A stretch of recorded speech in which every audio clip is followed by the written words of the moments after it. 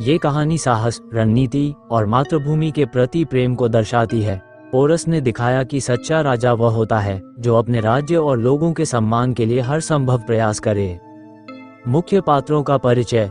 Porous Paurav साम्राज्य के राजा थे, एक बहादुर, देशभक्त और रणनीतिकार जिन्होंने सिकंदर महान के खिलाफ लड़ाई लड़ी। निडर, प्रजापालक, कुशल योद्धा, ऊंचा कद, मांसल शरीर, राजसी वस्त्र और युद्ध के लिए सजी तलवार। मैसेडोनिया का राजा और विश्व विजेता, महत्वाकांक्षी और दृढ़ निश्चयी।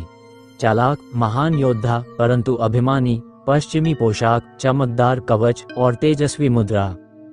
पोरस की बहन जो परिवार और राज्य के लिए बलिदान को तैयार रहती है। साहसी, बुद्धिमान और प्रेरणादायक, साधारण लेकिन गरिमापूर्ण वस्त्र।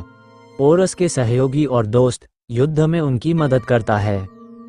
वफादार, साहसी और एक कुशल योद्धा, योद्धा की पोशाक, हाथ में भाला। सिकंदर की पत्नी जो उसकी महत्वाकांक्षाओं को चुनौती देती है। सुंदर, समझदार और दिल से दयालु, विदेशी पोशाक, राजसी आभूषण। पोरस की सेना के योद्धा जो मातृभूमि के लिए प्राण देते हैं, देशभक्त, निडर, पारंपरिक युद्ध वेशभूषा। साम्राज्य की गूंजती गलियां, लोग राजा पोरस की जयकार करते हैं।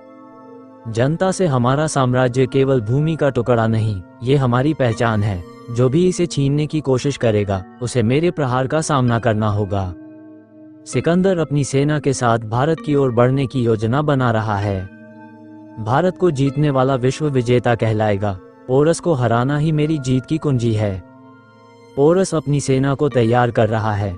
महाराज, सिकंदर की सेना विशाल और संगठित है। हमें अपनी रणनीति को मजबूत करना होगा। हमें हमारे जंगल, नदियां और हमारे सैनिकों की ताकत पर भरोसा है। हमारी मातृभूमि की मिट्टी हमें ताकत देगी। दोनों सेनाएं आमने सामने, झेलम नदी के किनारे, भयानक युद्ध का दृश्य। सैनिकों को याद रखो, ये लड़ाई केवल एक राजा की नहीं बल्कि भारत की शान और स्वतंत्रता की है। अपनी सेना को ये केवल एक युद्ध नहीं बल्कि मेरी महाकाव्य जीत का आरंभ है। युद्ध चलता है। पोरस की सेना कड़ी टक्कर देती है, लेकिन सिकंदर की रणनीति भारी पड़ती है। पोरस युद्ध में हारते हैं। पोरस को कैदी बनाकर सिकंदर के सामने पेश किया जाता है। तुम्हें किस तरह का व्यवहार चाहिए? राजा पोरस स्वाभिमान से, एक राजा को राजा जैसा ही सम्मान मिलना चाहिए।